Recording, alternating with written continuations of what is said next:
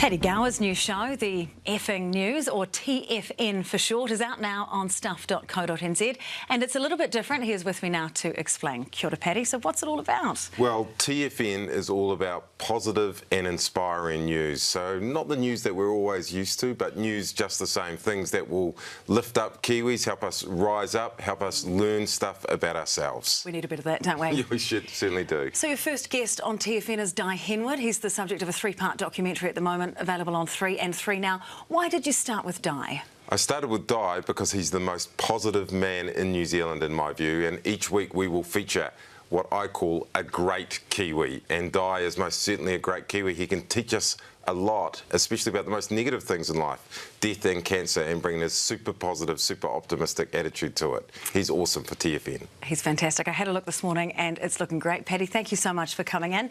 Let's have a look now at a clip from TFN, episode 1.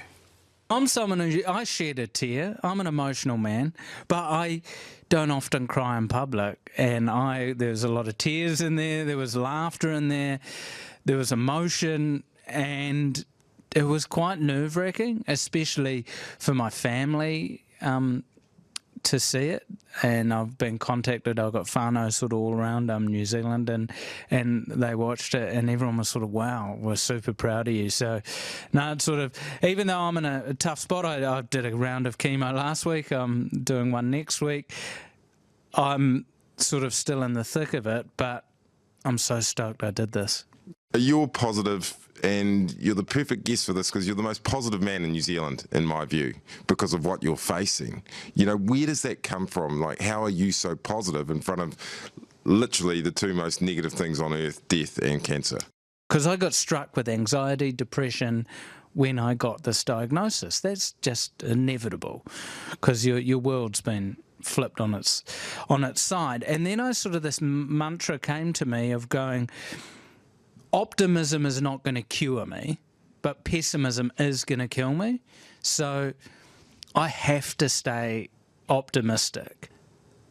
There's a phrase, I think it's at the end of the doco, that just flew into my mind, and it was, when the fear of dying is gone, all that is left is the joy of living.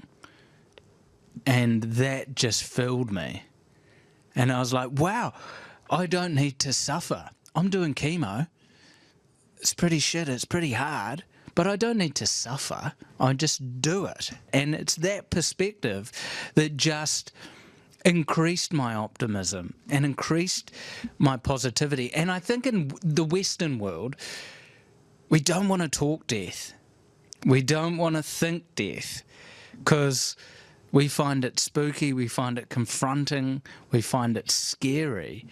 But you should think about death. If you actually just think that it's going to happen to us all, if you actually think about that, you love the moment, you love the day, because you're like, wow, well, I'm here today. Get into it. And we had a tragic loss in my son's rugby club recently. Guy younger than me just passed away, right? That made me go, wow. I've been dealing with this thing for 4.5 years that I'm thinking, will it get me, all that? This guy just passed away. So I'm like, I don't know what's going to get me. What was one lesson you'd like to pass on to other Kiwis?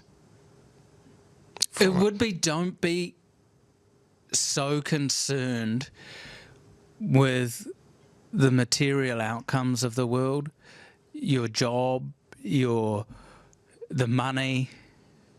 Be focused on your actual happiness. I have more happiness in a way now, internally, with stage 4 cancer and less work than I did when I was hosting a nightly game show, gigging here and there, da-da-da, da-da-da.